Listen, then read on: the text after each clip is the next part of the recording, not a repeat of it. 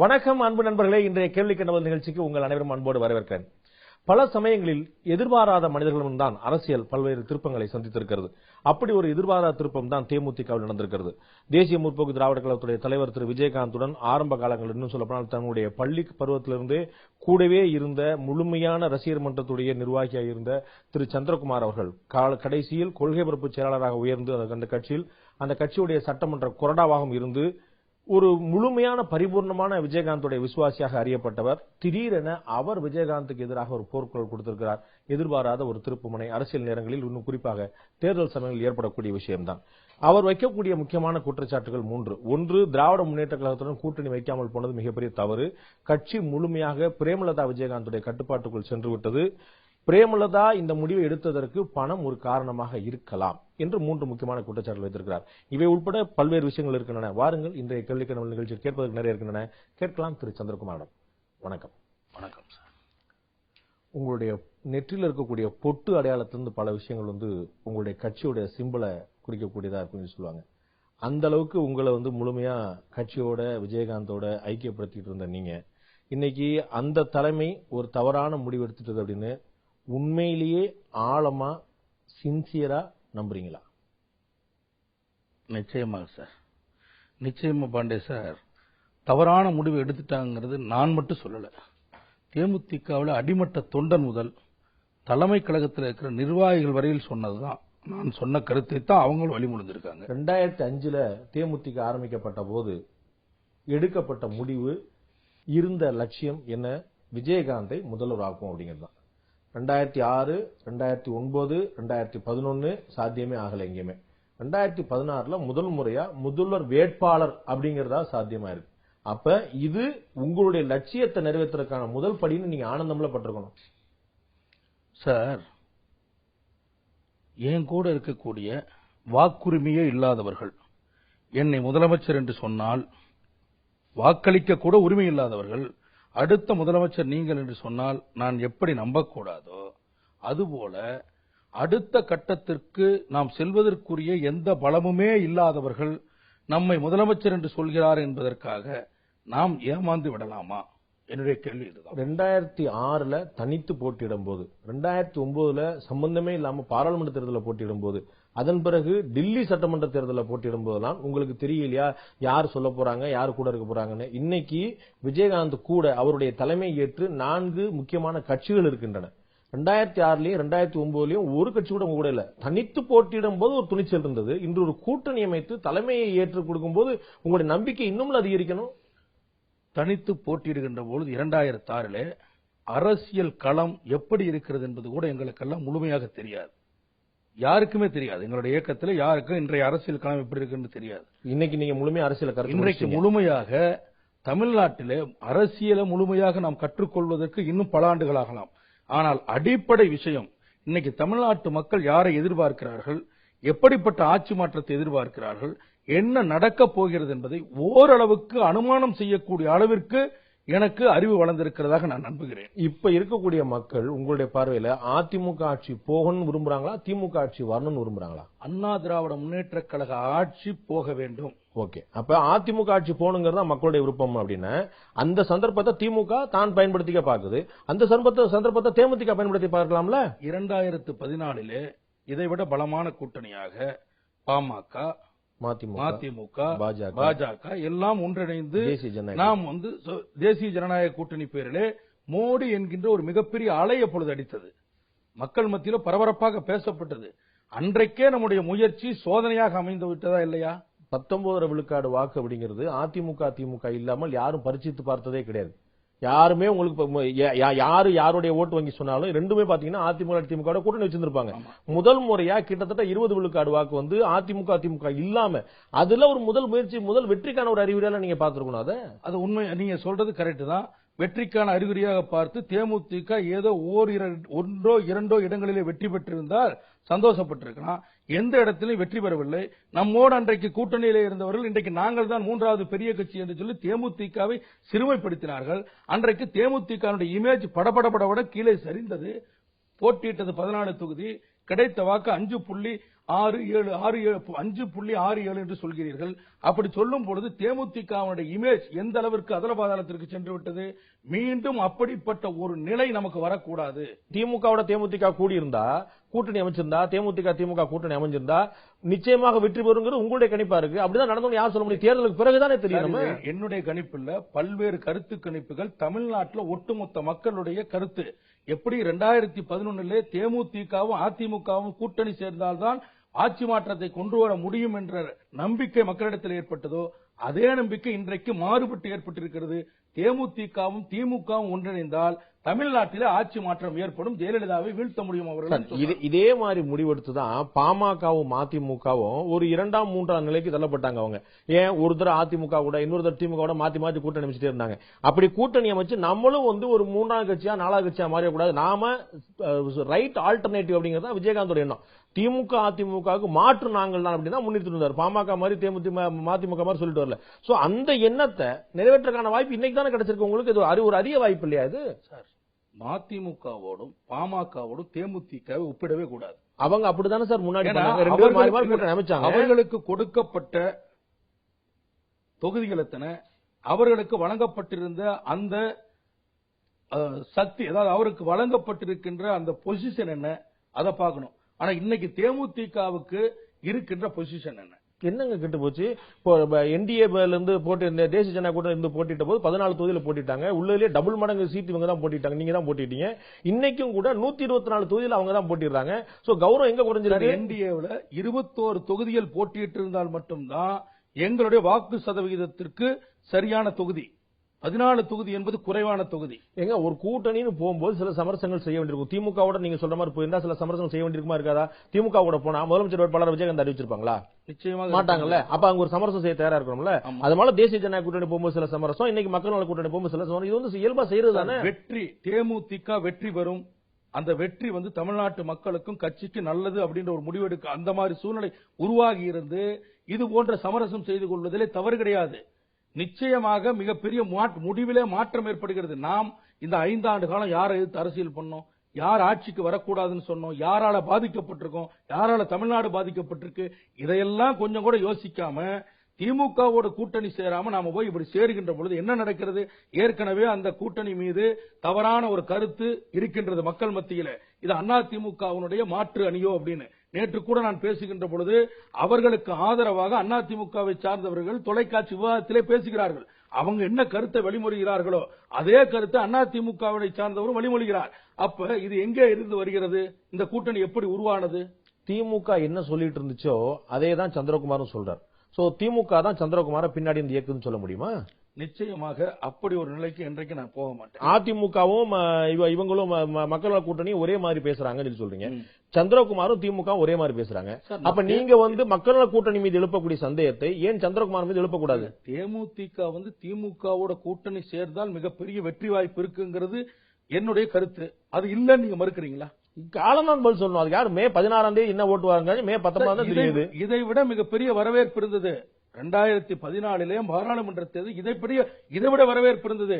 அந்த மோடி அலையெல்லாம் ஆந்திரா பார்டரோட நின்னு போச்சு. ஆந்திராவுக்கு கீழே இறங்கவே இல்லையே மோடி அலை. என்ன நடந்தது? இதே மாதிரி தான் எல்லாரும் சொன்னாங்க. சார், ஒவ்வொரு கட்சிக்குன்னு ஒரு வாக்கு வங்கி இருக்கிறது. நடுநிலை வாக்குகள் இன்றைக்கு தமிழ்நாட்டை பொறுத்த வரைக்கும் ஒரு குறிப்பிட்ட சதவீதம் தான் இருக்கு.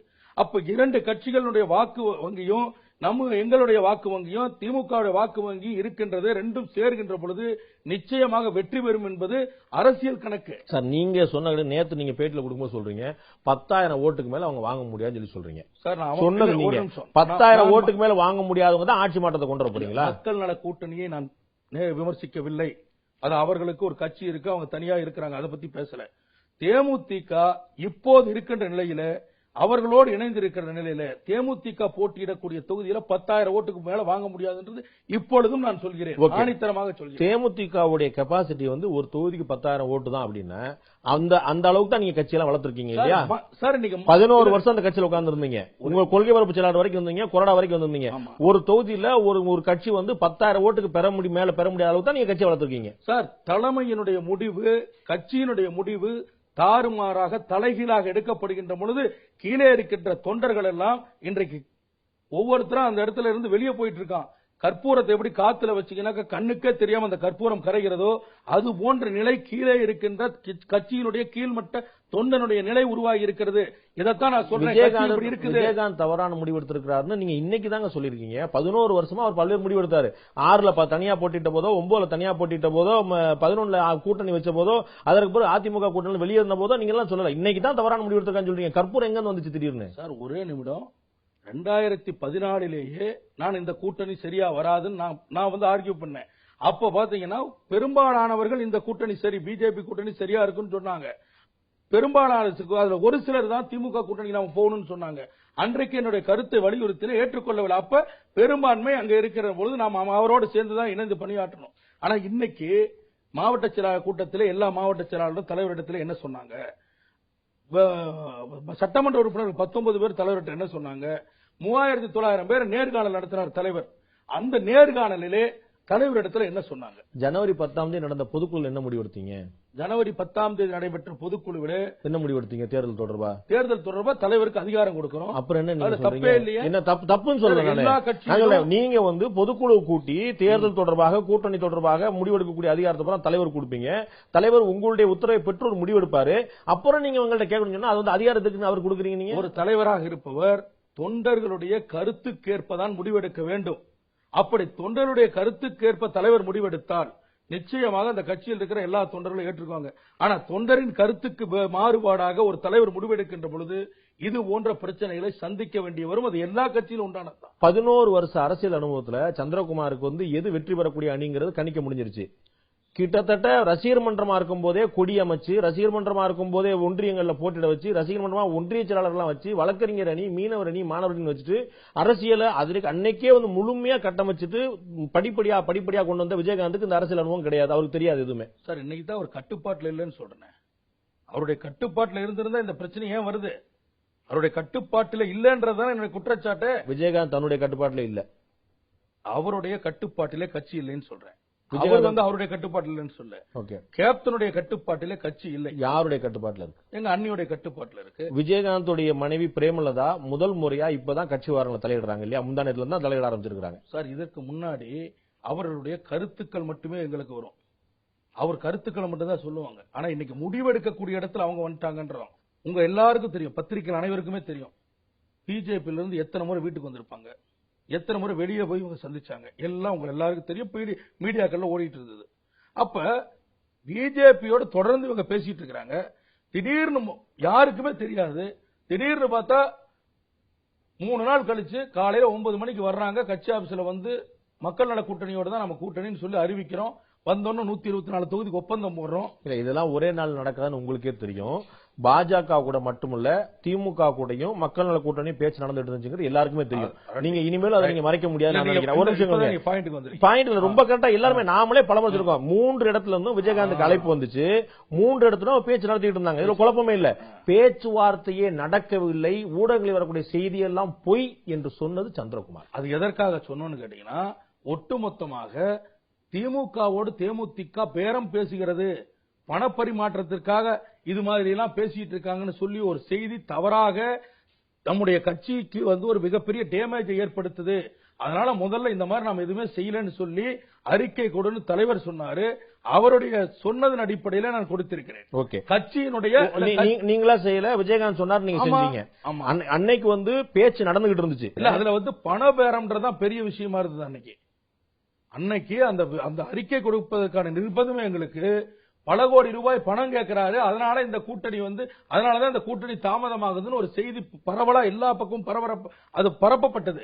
அந்த உடனடியாக அதை தடுத்து நிறுத்தணுன்றதுக்காகத்தான் நாங்க அதை பற்றிய பரப்பியது. யார் பரப்பியது? ஆளும் கட்சி திமுகவோடு பணம். திமுகவோடு கேப்டன் சேர்ந்து விடக் கூடாது என்பதிலே மிக தெளிவாக இருப்பது இன்றைய ஆளும் கட்சி தமிழ்நாட்டுடைய முதலமைச்சர். திமுகவுக்கும் தேமுதிகவுக்கும் பேச்சு நடக்குது அப்படின்னு சொல்லி பரப்புனது அதிமுகவா?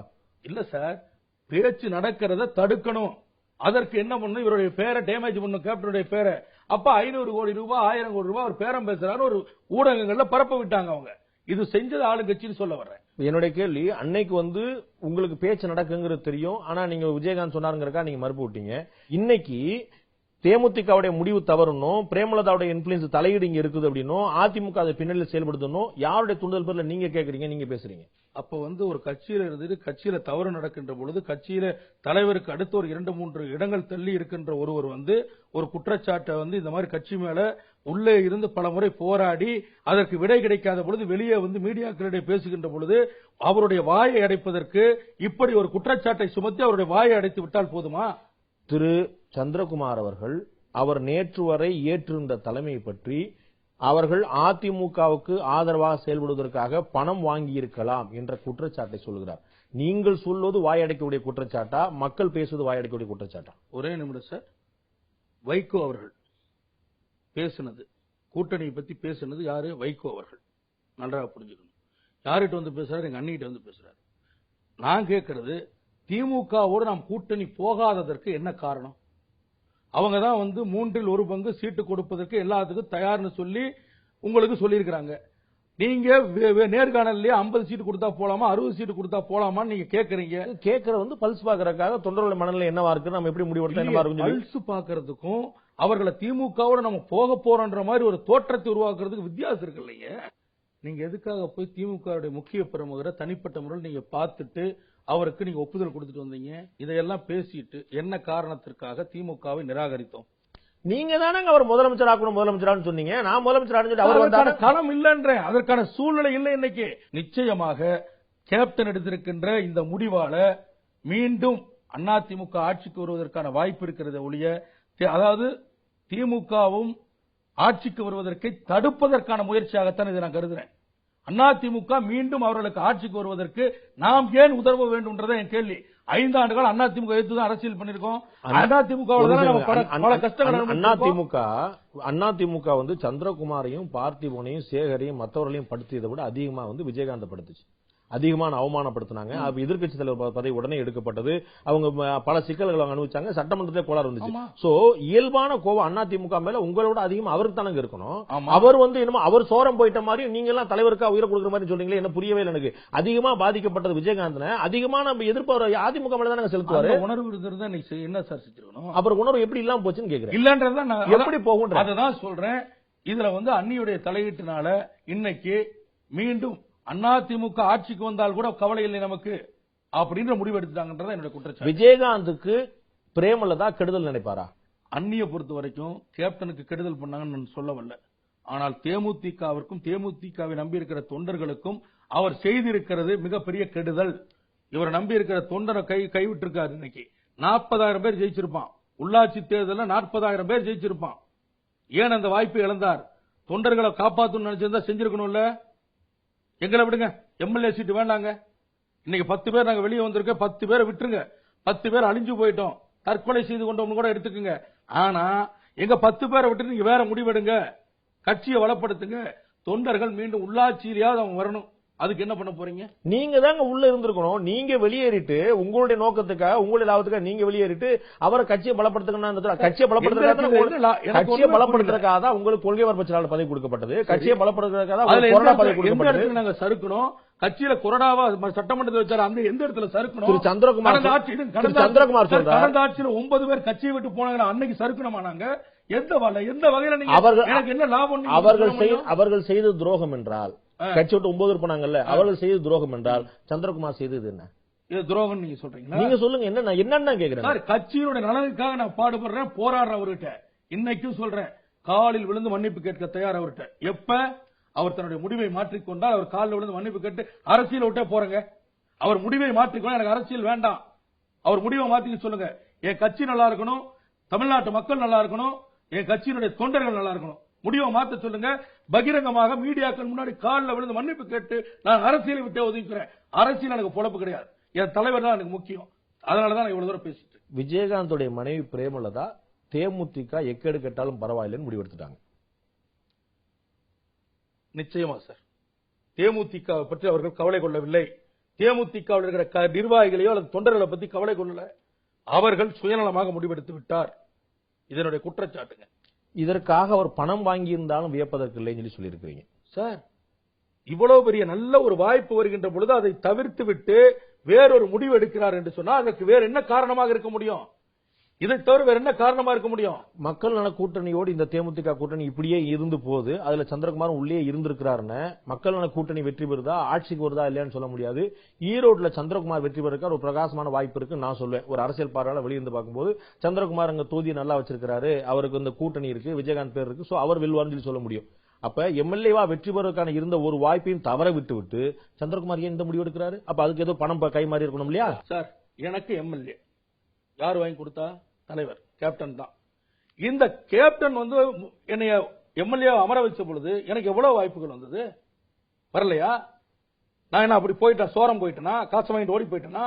யார் போலவாது இங்கதான் இருந்தேன். அவருக்கு உசுர கொடுத்து பாடுபட்டன்ல, அவரை பத்தி ஒரு வார்த்தை சொன்னா சட்டசபையில இருந்து சண்டை போட்டன்ல, உணர்வோட எந்திரிச்சு சத்தம் போட்டன்ல, அவ்வளவு பிரச்சனைகள் உருவாச்சு அந்த இடத்துல. என்னை எந்த அடிப்படையில நீங்க வந்து பணம் வாங்கிட்டு தான் நீங்க இந்த மாதிரி பண்றீங்களான்னு கேக்குறீங்க. எந்த அடிப்படையில நீங்க கேக்குறீங்க? பிரேமலதா வந்து நினைக்கிறாங்க கட்சி எக்கேடு கட்டு போனாலும் பரவாயில்லன்னு, சந்திரகுமார் நினைக்கிறாங்க கட்சி மட்டும் தான் நல்லா இருக்கணும். இல்ல, அவங்க வந்து கட்சி எக்கேடு கட்டு போறாங்கன்னு நான் நினைக்கிறாங்க நான் சொல்லல சார். அவங்க பணம் வாங்கி இருக்கலாம் சொல்லிட்டீங்க. ஒரு நிமிஷம் சார். தலைவரை பத்தி தலைவர் வந்து அவங்க தலைவரை பாக்குறாங்க இல்லன்னு சொல்ல. கட்சியினுடைய நலனையும் அது கீழே இருக்கிற தொண்டர்கள் அவங்க பார்க்கல. என்னன்னா கிராமங்கள் வரைக்கும் தொண்டர்களை நேரடியாக நான் மட்டும் இல்ல, எங்களை போன்ற மாவட்ட செயலாளர் சட்டமன்ற உறுப்பினர் சந்திக்கிறாங்க. அவர்கள் மனநிலை என்னன்றது அவங்க புரிஞ்சுக்கிட்டாங்க. ஆனா அந்த மனநிலையை எங்க அண்ணி புரிஞ்சுக்கல. சரிங்க, தவறான முடிவுன்னே காலம் சொல்லட்டும். மே 19 தேமுதிக தோத்து போதுன்னு வச்சுக்கிடுவாங்க.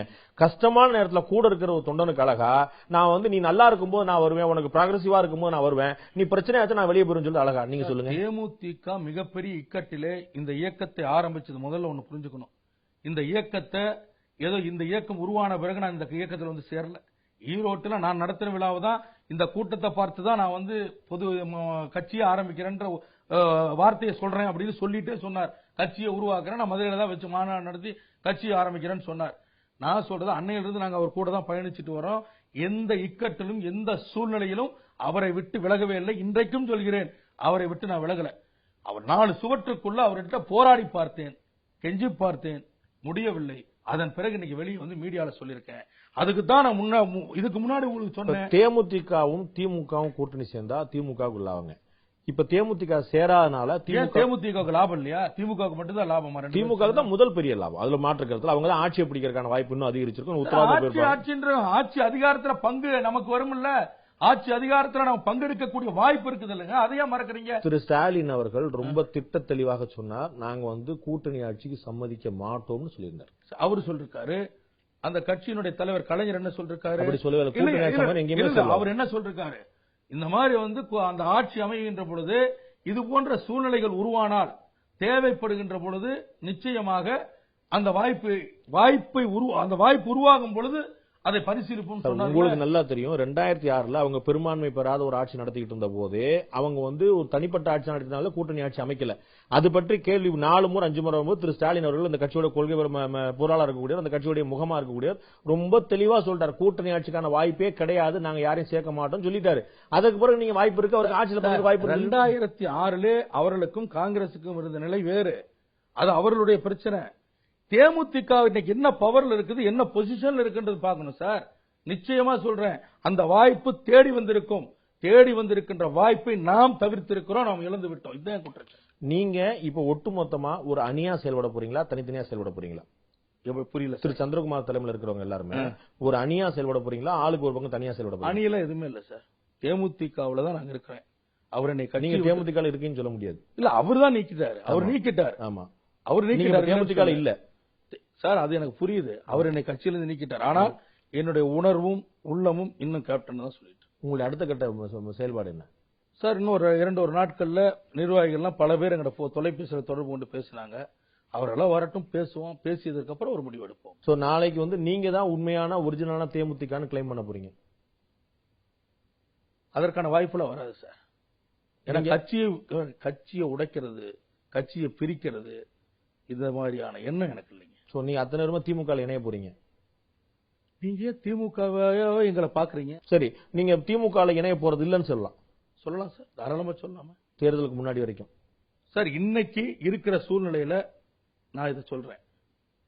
காலம் எப்படி சார், நான் ஒரு 10 நாளைக்கு முன்னாடி வரைக்கும் தலைவர் கூட உட்கார்ந்து இருக்கேன். இப்படி ஆவன் நான் என்ன கனவா கண்டேன் சொல்லுங்க. அதுதான் வைகோ ரொம்ப வியக்கிறாரு. 5 நாளுக்கு முன்னாடி வரைக்கும் நீங்க வந்து மாற்று கூட்டணி சார், மக்கள் அதுக்கு கூட்டணி பிரமாதமா சொல்லிட்டு இருந்தாரு. தெளிவா சார், நான் தெளிவா பதில் சொல்லிட்டேன். அதுல நான் தெளிவா சொல்லிட்டேன். 28, 29, 30 3 நாள் தலைவர் என்கிட்ட கேட்கல, சொல்லிட்டார். அவர் சொன்னதற்கு கட்டுப்பட்டு அவர் கூட போன பிரச்சாரத்தை முடிச்சுட்டு வந்தேன். அன்னியுடைய ப்ரோகிராம நான் தான் 2 நாட்களுக்கு முன்னாடி ஷெட்யூல் ரெடி பண்ணி நான் தான் காலையில 7:30 மணிக்கு பிரஸுக்கு ரிலீஸ் பண்ணி விட்டேன். அப்ப என்னோட ஈரோட்டுல அந்த விழா நடக்கிறது, எஸ்ஆர் பார்த்திபனுக்கு சேலத்துல நடக்குது அந்த பொதுக்கூட்டம், வேலூர்ல விஸ்வநாதன் அவர்களுக்கு நடக்குது. அப்ப எப்படி நாங்க பாதியில விட்டுட்டு அப்படியே விட்டுட்டு, ஏன்னா எல்லாமே எங்களுடைய இடத்துல நடக்குது. அப்ப இவங்களை அறிவிச்சு கடைசியில ஒரு 2 நாளைக்கு முன்னாடி திடீர்னு விட்டுவிட்டு வந்தது, அது எவ்வளவு பெரிய ஒரு கீழ்த்தரமான செயலா இருக்காது. அதனால அந்த மரியாதை கட்டுப்பட்டு போயிட்டு வந்தேன். ஈரோட்டில் நான் என்ன பேசுறேன்னு கேளுங்க, உங்களுடைய நிருபர்கள்லாம் இருக்காங்க.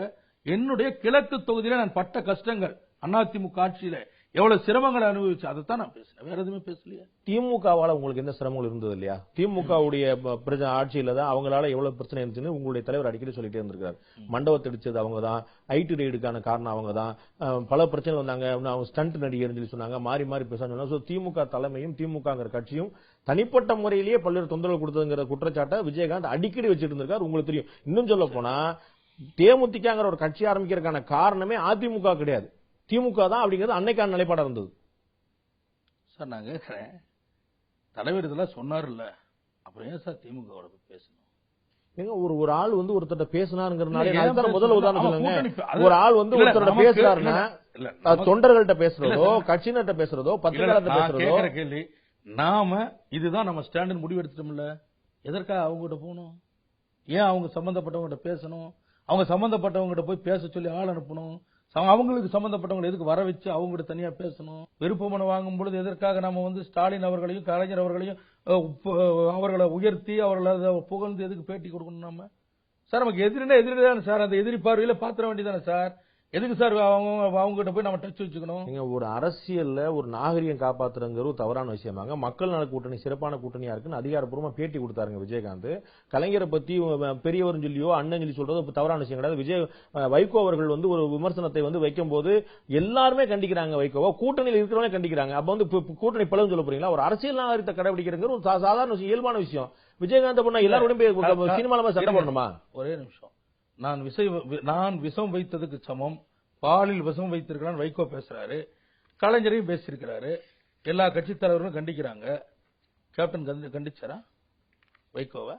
இன்னைக்கு சொல்லுங்க. கண்டிக்கலன்னா வெளியில அதிகாரப்பூர்வமா கண்டிக்கலன்னா அவருக்கு உடன்பாடு சொன்னீங்க. எல்லா தலைவர்களும் வைகோ கண்டிச்சாங்க, கேப்டன் கண்டிச்சாங்க. நான் சொல்றது அரசியல் நாகரிகத்தை கடைபிடிக்கிறக்கா சொல்றாங்க. அவ்வளவு அரசியல் நாகரிகம் கடைபிடிக்கப்படணும், கண்டிச்சிருக்கலாமே, ஏன் கண்டிக்கல? தன்னுடைய சாதாரணமாக சொல்லியிருக்கலாம், நீங்க பேசுறது தவறா இருக்கு. உங்களுக்கு நினைவு இருக்கும்ல, அவங்க வந்து பணம் வாங்கிட்டு தான் போனாங்கன்னு சொல்லி ஒரு குற்றச்சாட்டை வைக்கும் போது பிரேமலதா சொன்னாங்க, அந்த குற்றச்சாட்டுக்கு அவர் தான் பதில் சொல்லணும், நாங்க சொல்ல மாட்டோம்னு சொல்லி சொன்னாங்கல்ல. திமுக விலை பேசணும்னு சொல்லி குற்றச்சாட்டு சொன்னார்ல, வைகோ சொன்னார்ல, அந்த குற்றச்சாட்டுக்கு நான் பதில் சொல்ல மாட்டேன், அவர் தான் சொல்லணும். அவர் சொன்ன குற்றச்சாட்டு அவர்கிட்ட விளக்கங்கள் சொன்னாங்கல்ல. அப்ப இந்த அளவுக்கு டிஸ்டன்ஸ் மெயின்டைன் பண்ணாங்கல்ல, கூட்டணி இருக்காங்க எது சரின்னு சொல்லல, அந்த நாகத்தை கடைபிடிக்கிறாங்கல்ல. நீங்க சொல்றது கரெக்ட் தான். இன்னைக்கு 3 கோடி ரூபாய் பணம் வாங்கிட்டு போகணும்னு சொல்லி என்ன குற்றச்சாட்டு சொன்னாரு வைகோ. அப்ப இது அவங்க ஏத்துக்கிறாங்க இல்லையா? அவங்க ஏற்றுக்கணும் அவசியம் இல்லையே. அவர் சொல்ற குற்றச்சாட்டு நீங்க இவர்கிட்ட விளக்க எதிர்பார்க்கறீங்க, நீங்க விஜயகாந்த் எதிர்பார்க்கறீங்க. சொன்னது வைகோ. இப்ப நீங்க தானே சொன்னீங்க வைகோ சொன்ன குற்றச்சாட்டுக்கு பிரேமலதா மறுத்து எனக்கு தெரியாது அவங்க தான் கருத்துன்னு சொன்னாங்க. அவர்கிட்ட தான் பேசணும் நாங்க. அப்ப இன்னைக்கு உட்கட்சி விவகாரத்திலே வைகோ தலையிடுவதற்கு இவர் எப்படி அனுமதிச்சாங்க? அதுக்கு பதில் சொல்லுங்க சார். நீங்க விஜயகாந்த் எப்படி உட்கட்சி விவகாரம் ஆகும்? நீங்க கூட்டணிக்குள்ள கட்சிக்குள்ள நான் கூட்டணி பத்தி பேசல, இது எங்க கட்சியினுடைய உள் விவகாரம். நீங்க அந்த கூட்டணிக்கு போனது தப்புன்னா என் தலைவர்கிட்ட பேசிட்டு இருக்கிறோம். திரு சந்திரகுமார் என்னைக்கு பொதுவெளியில வந்து தன்னுடைய தலைவரை விமர்சனம் பண்ணிட்டாரோ அதுக்கப்புறம் உட்கட்சி விவகாரம் கிடையாது, பொது விவகாரம் அது. அதுக்கப்புறம் அதனால தான் ஊடகங்களை பேசிட்டு இருக்கோம். நான் சொல்றேன், நேத்து வரைக்கும் உங்க கட்சிக்குள்ள செயற்குள்ள பொதுக்குள்ள 1000 விவாதங்கள் நடந்திருக்கும். உடன்பட்டு முரண்பட்டு 100 விஷயம் பேசிருப்பீங்க. ஊடகத்துல யாராவது விவாதம் பண்ணாங்களா, பேசினாங்களா? ஏன் என்ன நடந்ததுன்னே தெரியாது, அதிகாரப்பூர்வமா சொல்லப்படாத இந்த விஷயத்துக்கு விவாதம் பண்ண முடியாது. இன்னைக்கு நீங்க பகிரங்கமா வெளியே குற்றச்சாட்டு சொல்லி அவங்க பணம் கைமாறி இருக்கலாம், சொந்த நலத்துக்காக சுயநலத்துக்காக நீங்க சொல்லும் போதுதான் கேள்விகளே வருது, விவாத பொருள் எல்லாருமே விமர்சனம் பண்றாங்க. இதே 3 தலைவர்கள் இருக்காங்க, அவங்க இந்த விஷயத்துல தலையிட்டாங்களா? திருமாவளவன் அவர்கள் என்ன சொன்னாரு? அதான் உட்கட்சி விவகாரங்க, அதுல நான் தலையிட விரும்பலன்னு சொன்னார்ல. வைகோ எதற்காக ஊருக்கு முந்தி அவர் எல்லாருக்கும் முன்னாடி தான் ஒரு சட்டாம்பிள்ளை போல எதற்கு இந்த விவகாரத்தில் தலையிட்டு மிகவும் மோசமான இழிவான வார்த்தைகளிலே பயன்படுத்தி விமர்சனம் செய்வதற்கு வைகோ யார்? இல்லங்க, வைகோ பயன்படுத்திய வார்த்தைகளை யாருமே ஏற்கல. அவரே மன்னிப்பு கேட்டார். அது ஒரு தனி விவகாரம். அவர் கலைஞருக்கு தான் மன்னிப்பு கேட்டாரு. ஆமா ஆமா. அப்ப நான் கேக்குறேன், நான் விஷம் வச்சுட்டு வந்தது சமமா இவர் திமுக உடைச்சிட்டு வெளியே வந்தாரு, அப்ப இவர் கலைஞருக்கு விஷம் வச்சாரா? அவர் பாலில் விஷம் வச்சாரு அவரு? அதுல அந்த விவகாரம் இந்த வாரம் வேறங்கிற உங்களுக்கு தெரியணும். அந்த விவகாரத்துல வைகோ மீது குற்றம் சுமத்தப்பட்டு, யார் குற்றம் சுமத்தினா? திமுக. திமுக யார் சார்? மத்திய அரசு கொடுத்த அறிக்கையை நடிப்பதில் அவர்கள் குற்றம் வச்சாங்க. ஆமா, அது உள்கட்சி விவகாரம் தானே. உள்கட்சி வாரம் கிடையாது. அதனால இவர் வெளியேற்றப்படுறாங்க. அவர் நிர்பந்தத்துக்கு உள்ளாரார், அதனால வெளியேறாரு அவரு. நீங்க உங்களுடைய தலைமைக்கு எதிராக போர்க்கொடி கொடுக்குறீங்க. ரெண்டும் ஒன்னா ஒரே சம்பவம் கிடையாது சார். நான் கேக்குறேன், அந்த கட்சியிலிருந்து வெளியேற்றப்படுகின்ற பொழுது இவருக்கு நோட்டீஸ் கொடுத்தாங்க, நடைமுறைகள் கடைபிடிக்கப்பட்டது. எனக்கு என்ன கடைபிடிச்சீங்க? ஒண்ணுமே இல்லையே சார். மக்கள் நியாயப்படுத்துகின்ற பொழுது தேமுதிக வெளியேற்றதை நீங்க ஏன் நியாயப்படுத்த மறுக்கிறீங்கன்றத என் கேள்வி. தேமுதிக 9 சட்டமன்ற உறுப்பினர்கள் வெளியே போன போது அவங்களுக்கு என்னென்ன தேவையோ அதெல்லாம் அடைஞ்சிட்டு போனாங்க, பெற்றுட்டு போனாங்கன்னு சொல்றீங்களா? அப்ப நீங்க வெளியேறும் போது என்னென்ன அடைஞ்சீங்க, என்னென்ன பெற்றீங்க கேள்வி வரும்ல. அதான் சொன்னா, அப்படி அடைய வேண்டிய அவசியம் எனக்கு இருந்திருந்தா, அவங்களுக்கு மட்டும் பணம் பெற வேண்டிய அவசியம் இருந்திருந்தா அன்றைக்கே போயிருப்பேன். அன்னைக்கு அதிமுக ஆட்சியிலே 9 பேர் போனதோட சேர்த்து சந்திரகுமார் 10வது நானும் போயிருப்பேன். அந்த அவசியம் எனக்கு கிடையாது. என்ன காரணத்தினால முடிஞ்சேன்னு யாரு தெரியும்?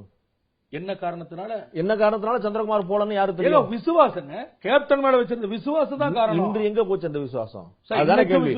சந்திரகுமார் வெளியேறது எல்லாருக்கும் ஏற்படக்கூடிய வியப்பண்ண. சந்திரகுமார் வெளியேறுவது எல்லாருக்கும் ஏற்படக்கூடிய வியப்பண்ண. விசுவாசம் எங்கே போனது? அவர் இன்றைக்கு விசுவாசத்தோடு இருக்கிறேன். விசுவாசத்தோடு இருக்கிறதுனாலதான் நடந்தவற்றை பலவற்றை மூடி மறைத்து பேசிக் கொண்டிருக்கிறேன். நடந்தவற்றெல்லாம் சொல்ல விரும்பல அப்படின்னு அது வேண்டாம். அரசியல் நாகரிகம் கிடையாது. இத்தனை நாள் அவர் கூட இருந்ததுக்கு அது அர்த்தமாகாது. அப்ப வெளியில பேச முடியாத விஷயங்களை தான் விஜயகாந்த் செஞ்சுக்கிட்டு இருக்கிறார். அது நீங்க எப்படி வேணாலும் எடுத்துக்கலாம். அப்ப விஜயகாந்த் மேல சொல்லப்பட்ட பணம் வாங்குறாருங்கிற குற்றச்சாட்டு உண்மை. அதை மட்டும் அவர் மீது சொல்லப்படுகின்ற பணம் வாங்குகிற குற்றச்சாட்டை அவர் மீது சொல்லப்படுவதை மட்டும் நான் மறுக்கிறேன், வன்மையாக மறுக்கிறேன். அப்ப பிரேமலதா மீது அந்த குற்றச்சாட்டு வைக்கலாம், வைத்துக் கொள்ளலாம். சுதீஷ் மேல அந்த குற்றச்சாட்டு வைக்கலாம். அவரை பற்றி பேசுவதற்கு நான் விரும்பவில்லை. சோ பிரேமலதா தான் எல்லாத்துக்கும் காரணம். அவங்க பணத்தை கைமாறி பணம் வாங்கியிருப்பாங்க. இருக்கலாம். விஜயகாந்துக்கு தெரியாம பணம் வாங்கியிருப்பாங்க. எனக்கு தெரியாது. ஒரே வீட்டுல இருக்கிறாங்க. அது எனக்கு தெரியாது சார். தலைவரை நான் குறை சொல்ல மாட்டேன் சார். இதான் என்னுடைய கருத்து. அதான் என் தலைவரை நான் குறை சொல்ல மாட்டேன். நான் அவரை என்னைக்கு சொல்ல மாட்டேன். அவர் எனக்கு தலைவர். அவரை அடிச்சு வெளியே தோறதுனா என்ன பண்ணு தலைவர் தான். அவரை நான் குறை சொல்ல மாட்டேன். அதாவது ஒரு கட்சியில இருக்கக்கூடிய தலைவரை குறை சொல்ல மாட்டேன்னு சொல்லிட்டு அவருடைய மனைவியாவும் அந்த கட்சியில மிக முக்கிய பொறுப்புல இருக்கக்கூடியவங்களை நீங்க தப்பான வழிக்கு கொண்டு போயிட்டாங்க சார் அவரை. இதுக்கு மேல என்ன சார் சொல்றீங்க நீங்க? தப்பான வழிக்கு கட்சியும் அவரே வழி நடத்தி கொண்டு போயிட்டாங்க. அவரை வற்புறுத்தி இதுதான் பண்ணணும், நீங்க இப்படிதான் செய்யணும்னு சொல்லி வற்புறுத்தி அவரை அதுக்கு சம்மதிக்க வச்சுட்டாங்க. என்ன பண்ண சொல்றீங்க? இதுக்கு மேல நாங்க என்ன பண்ண முடியும்? 24 மணி நேரத்துல கட்சி ஆபீஸ் இருக்கிற 5 மணி நேரம் 6 மணி நேரம் தான் நாங்க அவர் கூட இருக்க முடியும். அப்ப கூட அவர் அழைத்தால் தான் நாங்க போய் அவர்கிட்ட பேச முடியும். இந்த கிட்டத்தட்ட இந்த ஒரு 10 நாட்களாக அவர் இந்த கருத்தை என்னைக்கு நான் கடிதத்தை கொண்டே கொடுத்தனோ அன்னையில இருந்து அவர் எங்கிட்ட பேசுவதையே தவிக்க ஆரம்பிச்சாரு. கூட்டணி பத்தி பேசுவதற்கு அவர் தயாரா இல்ல. விளக்கம் அளிக்கலாம், இதெல்லாம் இப்படி இருக்கு, இந்த மாதிரி சூழ்நிலை இருக்குன்னு பேசுவதற்கு கூட அவர் அனுமதிக்கிறது இல்ல. நாங்க என்ன செய்ய முடியும் இதுக்கு மேல? அவர் விரும்பலையா, தடுத்தது பிரேமலதாவா? சார் அவரை சம்மதிக்க வச்சுட்டாங்க. அதுக்கப்புறம் எப்படி எங்கிட்ட பேசுவார் அதை பத்தி? நீங்க எவ்வளவு கோவப்பட்டாலும், எவ்வளவு ரோசப்பட்டாலும், எவ்வளவு ஆவேசமா முடிவெடுத்தாலும் உங்களுடைய எதிரி கூட நீங்க சமரசம் வைக்க மாட்டீங்க, சமரசம் செய்ய மாட்டீங்க. அப்ப அதிமுக உங்களுக்கு எதிர்கட்சி அப்படிங்கிறது உங்க அடிமனசுல பதிஞ்சிருக்கு. உங்க மனசுல பதிஞ்சிருக்குன்னா விஜயகாந்த் மனசுலயும் பதிஞ்சிருக்கணும், பிரேமலதா மனசுலயும் பதிஞ்சிருக்கணும். அதை தாண்டி நீங்கள் குற்றம் சாட்டுவது போல மனசுல பதிஞ்சிருக்கு சார். பணம் அதிமுக தான் நமக்கு முதல் எதிரிங்கிறது கேப்டன் மனசுல இருக்குது. நான் அதை ஒத்துக்கிறேன். அதுல என்ன மாற்று கருத்து இல்ல. அதிமுகவில தான் நமக்கு முதல் எதிரிங்கிறதுல எங்களுடைய அன்னைக்கு அது உடன்பாடு இல்ல.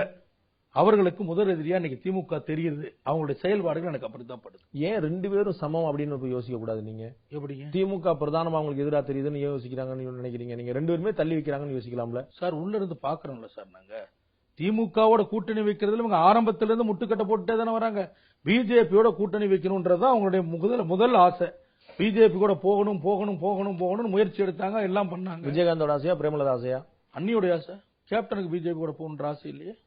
எங்க அன்னைக்கு தான் ஆசை பிஜேபி கூட நம்ம போகணும் அப்படின்ட்டு. அவங்களுக்கு தான், கேப்டனுக்கு கிடையாது. அப்ப பிஜேபி கூட போகணுங்கிறது விஜயகாந்தோட விருப்பமே கிடையாது? கிடையவே கிடையாது. அதுவும் பிரேமலதா விருப்பம் தான். ஆமா. ஆனா அன்னைக்கு பரவாயில்ல நீங்க ஏத்துக்கிட்டீங்க. என்னைக்கு அன்னைக்கு வந்து மீண்டும் அன்னைக்கு வந்து பிரேமலதாவோட தலையீடு உங்களுக்கு தெரியல. மீண்டும் சொல்கிறேன் சார், நான் இப்ப நடக்கிறதா சொல்றேன். பிரேமலதா அவர்களுக்கு பிஜேபியோட போக வேண்டும் என்கின்ற விருப்பம் இன்றைக்கு பெரும்பாலும் அவங்களுக்கு முதல் விருப்பம் அதுங்க. இந்த தேர்தல் 2016 நான் 2014 பேசல, 16 கிட்டத்தட்ட 90% பேர் திமுகவோட போகணும்னு விரும்புறாங்க. ஆனால் அதை தூக்கி எறிந்து விட்டு இன்றைக்கு மாற்று முடிவெடுக்கின்ற பொழுதுதான் இந்த பிரச்சனை உருவாகி இருக்கிறது. வேற எதுவுமே காரணம் கிடையாது. அப்படி பணம் கைமாறி இருக்கலாம், பணத்துக்காக வந்து கட்சியவே அவங்க வந்து விட்டு கொடுக்குறாங்க, கட்சியோட வெற்றி வாய்ப்பை விட்டு கொடுக்குறாங்க அப்படின்னு சொன்னா பல ஆயிரம் கோடிகள் மாறி இருக்கலாம் சொல்ல போறீங்களா சார்? அது தொகையெல்லாம் எனக்கு எவ்வளவு தெரியாது, அது எவ்வளவு தொகைன்னு எனக்கு தெரியாது, அது தொகைதானான்றது தெரியாது. ஏதாவது ஒரு வகையில பணமாக இருக்கலாம், வேறு ஏதேனும் ஒரு வகையில் ஆதாயம் அடைந்திருக்கலாம். இல்லைன்னு சொன்னா ஏன் சார் அதுக்கு அவ்வளவு பிடிவாதமாக நாம் அப்படி போய் நிக்கணும்? அதற்கு தான் பதிலே இல்லையே. நாம ஏன் போகணும் சார்? அது நெருப்பு தொடாத சுடும், தொட்டைனா சுடும் நம்ம சொல்றோம். மீறி நான் அதைத்தான் தொடுவேன்னு சொல்றாங்க. அப்ப என்ன காரணம்? குழந்தையா இருந்தா பரவாயில்ல, பெரியவங்க எல்லாம் தெரிந்தவங்க, படிச்சவங்க, உலக நடப்பு தெரிந்தவங்க, அதையெல்லாம் மீறி அதை போய் செய்யறாங்கன்னா என்ன காரணம்? அரசியல் ஒரு மாற்றம் வேணும் அப்படிங்கிற ஒரு முயற்சி. சார், மாற்றம் ஏற்படுவதற்கான சூழ்நிலை இன்றைக்கு இல்லை. 2016 மாற்றம் ஏற்படுவதற்கான சூழ்நிலை இல்லை. திரும்ப நீங்க அதிமுக தான் ஆட்சி வரும் சொல்றீங்களா? நிச்சயமாக அதிமுக ஆட்சிக்கு வருவதற்கான வாய்ப்பு இருந்தால் கூட மக்கள் இன்றைக்கு இப்ப தேமுதிக எடுத்திருக்கின்ற இந்த நிலையால, தேமுதிக தலைவர் எங்க அண்ணி வந்து எடுத்திருக்கிற நிலையால இன்னைக்கு என்ன நினைக்கிறாங்கன்னா, மக்கள் இப்ப இவங்களுக்கு எல்லாம் ஓட்டு போட்டா மீண்டும் ஜெயலலிதாவை ஆட்சிக்கு வந்து விடுமோ என்கின்ற எண்ணம் மக்கள் மனதிலே தோன்றிவிட்டது. மீண்டும் அதிமுக ஆட்சிக்கு வந்துருமோ அப்படின்ற எண்ணம் தோன்றிருச்சு மக்கள்கிட்ட. ஜெயலலிதா தலைமையில வந்துருவாங்களோன்னு. அதனால நீங்க தான் அப்படி சொல்றீங்க. விஜயகாந்த் செஞ்சிருக்கக்கூடிய வேலை வந்து நீங்க நேர்காணலையே விஜயகாந்த் செஞ்சிருக்கக்கூடிய வேலை அதிமுக திரும்ப ஆட்சி கொண்டிருக்கிற வேலை. அதான் சொல்றேன் சார், ஆட்சிக்கு கொண்டு வந்து விடுமோன்ற எண்ணம் வந்து மக்கள் மனதில் ஆழமா பதிஞ்சிருச்சு. இப்ப அவர்கள் எல்லாம் ஒட்டு மொத்தமா தமிழ்நாட்டு மக்கள் வேறு முடிவெடுக்க போறாங்க. பாருங்க என்ன நடக்குதுன்னு பாருங்க. ஜெயலலிதாவை ஆட்சியை விட்டு இறக்க வேண்டும்ன்றது மக்கள் மனதிலே எண்ணம் இருந்தது. தேமுதிக இப்படிப்பட்ட நிலை எடுத்தோன்னா அது வெறியாக மாறிவிட்டது மக்கள் மனதிலே. ஜெயலலிதாவை இறக்க வேண்டும். அப்ப ஒட்டுமொத்த மக்களும் அதற்கு மாற்றான முறையில தான் வாக்களிக்க போறாங்க. அது நடக்குதா இல்லையான்னு பாருங்க. நீங்களே சொன்னீங்க 10,000 ஓட்டுக்கு மேல அவங்களால பெற முடியாதுன்னு. 10,000 ஓட்டுக்கு மேல ஒரு கட்சியினுடைய வெற்றி தோல்வியை நிர்ணயிக்கிறது 10,000 15,000 5,000 ஓட்டு தான் சார் நிர்ணயம் பண்ணுது ஒரு கட்சியினுடைய வெற்றியின் தோல்வி. 14 ஓட்டுல ஜெயிச்சவங்க எல்லாம் இருக்கிறாங்க. அதனால சொல்றேன் 10,000 ஓட்டுங்கிறது வந்து சாதாரணம் இல்ல. ஆனா பல லட்சங்களை, குறிப்பா சொல்லுவோமே 25 லட்சம் ரூபாய் செலவு பண்ணி 10,000 ஓட்டு வாங்குறதுக்கு வந்து ஒவ்வொருத்தரும் பலியாகணுமா சார்? 124 தொகுதியில 124 வேட்பாளர் பலியாகணுமா? எத்தனை மாவட்ட செயலாளர் நிக்க மாட்டேன்னு போனாங்க, எத்தனை சட்டமன்ற உறுப்பினர் நிக்க மாட்டேன்னு போனாங்க, முக்கிய நிர்வாகிகள் பல பேர் நாங்க நிக்கலன்னு சொல்லி திரும்பி போயிருக்காங்கல்ல. இன்னைக்கு இந்த சந்திரகுமாரால அவங்க எல்லாம் பிழைச்சுக்கிட்டாங்க. ஏன்னா என்னிடத்துல பேசிவிட்டு என்னிடத்துல தொடர்பு கொண்டு பல கருத்துக்களை பரிமாற்றம் செய்தவர்கள், நான் கூட பணத்தை பெறாதே கொஞ்சம் பொறுத்திரு தலைவரிடத்தில் பேசலாம் என்று சொன்னபோது கூட நான் சொல்லியும் கேட்காமல் போய் பணத்தை எல்லாம் திரும்ப பெற்றவர்கள் எல்லாம் இன்றைக்கு தேமுதிக அலுவலகத்திலே நின்று கொண்டு எனக்கு எதிராக பேட்டி கொடுத்துக் கொண்டிருக்கிறார்கள். நீங்க மோகன்ராஜ் சொல்றீங்களா, அணைக்க முருகேசன் சொல்றீங்களா? 2 பேரையும் சொல்லவில்லை. அவர் சார் என்னுடைய சக எம்எல்ஏக்கள் யாரையும் நான் குற்றம் சொல்ல மாட்டேன். 19 பேரும் 10 மாற்று தங்கம். ஏன்னா எவ்வளவு விலை கொடுத்தும் அங்க போகாம இங்க இருந்தாங்க. 19 எம்எல்ஏ ஒருத்தரை கூட நான் தப்பு சொல்ல மாட்டேன். ஆனா அந்த எம்எல்ஏக்கள் நான் சொன்ன அழகாபுரம் மோகன்ராஜும் அணைக்க முருகேசனும் உங்களை கண்ணாபின்னு பேசினாங்க சார். அவங்க பேசுனது மனசாட்சியோடு பேசவில்லை, பேச வைக்கப்பட்டிருக்கிறார்கள், அவ்வளவுதான். நான் அவங்க பேசுனது நான் பொருட்டாவே எடுத்துக்கல சார். அவங்க ஏன் பேசினாங்க, எதுக்கு பேசினாங்க எனக்கு தெரியும் சார். அவங்க அப்படி பேசலன்னா என்னை போல அவங்களுக்கு முத்திரை குத்தப்பட்டு வெளியே தள்ளப்படுவாங்க சார்.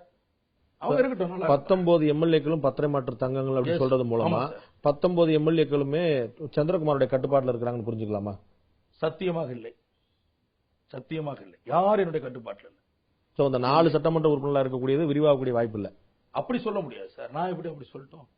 இப்ப அவங்க அங்க இருக்காங்கன்ற இதன் பிறகு என்ன நடக்குது யாருக்கு தெரியும்? அதான் நான் கேட்கிறேன். உங்களுடைய கவலை எந்தெந்த எம்எல்ஏ உங்களோட பேசிட்டு இருக்காங்க வெளியே வரக்கூடாதுன்னு நினைக்கிறீங்க? அப்படி சார் எங்கிட்ட எல்லாருமே பேசுறாங்க சார். பேட்டி கொடுத்து எனக்கு போன் பண்ணி பேசுறவங்களா இருக்காங்க. எம்எல்ஏன்னு இல்ல, மாவட்ட செயலாளர் நான் சொல்ல. பேட்டி கொடுத்த பிறகு அண்ணே தப்பா நினைச்சுக்காதே, என்ன பண்றது பேசுறேன், நான் என்ன பண்றது பேச சொல்றாங்க, மீடியா கூப்பிட்டு அப்படின்னு சொல்றாங்க. தப்பே இல்ல, என்ன வேணாலும் பேசுனி, நான் கவலைப்படல. உங்களுக்காக நான் தியாகம் செய்திருக்கிறேன். உங்களுக்காக நான் அழிந்து போய்விட்டேன் என்று எடுத்துக்கொள்கிறேன். இனியாவது அவர் தன்னுடைய நிலைப்பாட்டை மாற்றிக்கொள்ளட்டும் கேப்டன். தேமுதிகவையும் தொண்டர்களையும் காப்பாற்ற வேண்டிய கடமை எங்களுக்கு இருக்குன்னு சொல்லி நீங்க சொல்லியிருந்தீங்க. அந்த கடமைக்காக நீங்க என்ன செய்ய போறீங்க? சார் 2 நாட்கள் பொறுத்திருங்கள். எல்லார்ட்டையும் பேசிட்டு அதற்கப்புறம் என்னுடைய முடிவை நிச்சயமாக உங்கள்கிட்ட சொல்றேன். தனி கட்சிக்கான வாய்ப்பு இருக்கிறது? அப்படிலாம் இல்ல சார், அந்த எண்ணமே இல்ல சார். திமுகவோடு சேருவதற்கான வாய்ப்பு இருக்கிறது? இல்லை. திமுகவோடு சேர போறது இல்லை அப்படின்னு முடிவு ஆகிக்கலாமா? சந்திரகுமார் சார் அதான் சார் அவங்களோட பேசுறதுக்கு பிறகு இது என்னுடைய விருப்பம் சார். இனி வர்றவங்க என்ன சொல்றாங்கன்னு கேட்கணும்ல. செயற்குழு கூட்டம் கூடுதுன்னு இன்னைக்கு அறிவிச்சிருக்காரு தலைவர். அதுல ஏதாவது ஒரு மாற்றம் வருமான்ற ஒரு சின்ன நம்பிக்கையோடு இருக்கேன். சரி, அதெல்லாம் நீங்க எதிர்பார்க்கறதே இல்லைன்னு நீங்க அதை ஒரு காரணமா சொல்றதும் வந்து நியாயமா படல. நீங்க நான் 24 தலைவர் சிந்திப்பார், நிச்சயமா யோசிப்பார். 24 மணி நேரம் இருக்குதுன்னு சொல்லி சொன்ன போதே அடுத்த 1 மணி நேரத்தில் நீக்கப்பட்டவர் தான் நீங்க எல்லாம். சார் அவர் முழு மனதோடு என்னை நீக்கவில்லை சார். என் தலைவர் என்னை முழு மனதோடு என்னை நீக்கவில்லை. தலைவர்கிட்ட அருகிலே இருக்கின்ற என்னுடைய நண்பர்கள் கேப்டன் இப்படிலாம் பேசிட்டாரு, அவங்க சொல்ற அப்படிதான் சொல்லுவாங்க. ஏன்னா அந்த இடத்துல இருக்கிறாங்க. கேப்டன் இப்படி எல்லாம் பேசிட்டாரு, இனியும் இவரை கட்சியில வச்சுக்க வேண்டாம், இவர பதவியில் இருந்து அடிப்படை எடுத்துடலாம் கேப்டன். அப்பதான் நீங்க உங்களுடைய தைரியம் அப்பதான் மக்களுக்கு புரியும். இதை இப்படி விட்டீங்கன்னா எல்லாரும் ஆளாளுக்கு இப்படி பேச ஆரம்பிச்சிருவான், நமக்கு ரொம்ப சிக்கலாயிடும், நீங்க இப்படி பண்ணுங்கன்னு சொல்லி இருக்கலாம். அவருக்கு இந்த போன்ற யோசனைகளை தெரிவித்திருக்கலாம். இவர்கள் சொல்வது கூட அது சரியாகத்தானே இருக்கணும் அவர் நினைத்திருக்கலாம். இது முடிவெடுத்திருக்கலாம். இத மாதிரி தங்களுடைய கட்சி தலைமைக்கு எதிராக போர்க்கொடி தூக்கி வெளியில தனி கட்சி ஆரம்பிச்சோ வேற கட்சியில் இணைந்தோ மிகப்பெரிய உயரத்தை தொட்டவர்களும் இருக்கிறார்கள்.